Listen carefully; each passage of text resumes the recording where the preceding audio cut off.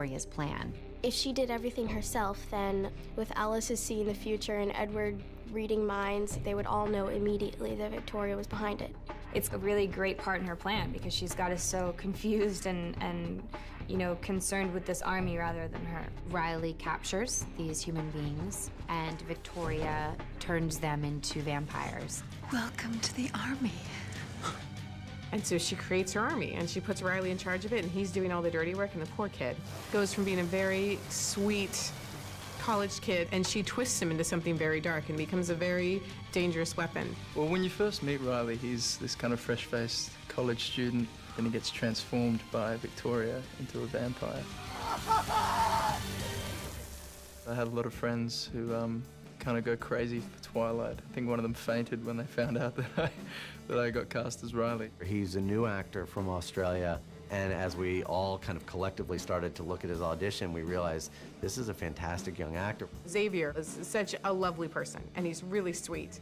And then you get him on set, and 1 second he's this adorable, you know, oh, everything's lovely, and he walks out there screaming, and the whole set, everyone just stopped. What did I say about a low profile? One of those wow moments when you film, where it just, the whole scene just exploded exactly the way you want it to. He was great. You know, he felt like the right kind of sensitivity that Riley has with the intensity that Riley had. It's challenging as well because you don't want to resort to the kind of cliches and the stereotypes in terms of the way that you portray a vampire. So I think the trick is trying to retain some sort of humanity there as well.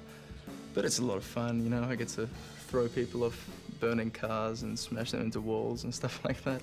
So I'm having a good time.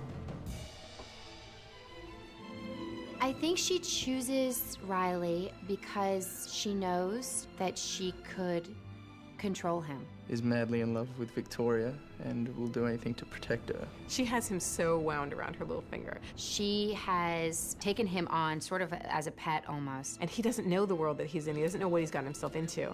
Riley's kind of been kept in the dark as to what Victoria's motivations are. I'm doing this for us.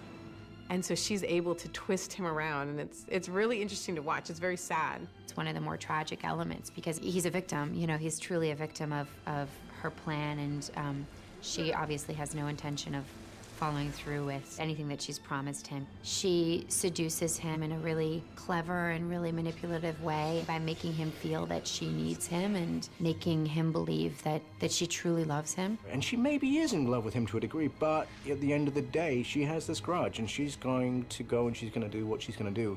And you know what? She'll sacrifice that love. Victoria! Victoria! I think it's fun in this film, you know, the story of Riley and Victoria, where it's a very lustful, hedonistic animal relationship. And to juxtapose that with Bella and Edward. The opposite of the all or nothing monogamous relationship that Bella and Edward have, in a way. It's kind of this carnal love and this pure, true love. And that's an interesting balance, too, I think. One of the fun things about Eclipse for me is that if you look at something from someone's perspective, even Victoria, I can totally understand her point. You know, if you're a vampire and those are the only things that really matter to you and everyone else is kind of like a hamburger, you know, who cares about their feelings, right? And somebody took away the person you loved for a stupid hamburger, of course, you know, I can absolutely understand her side of things.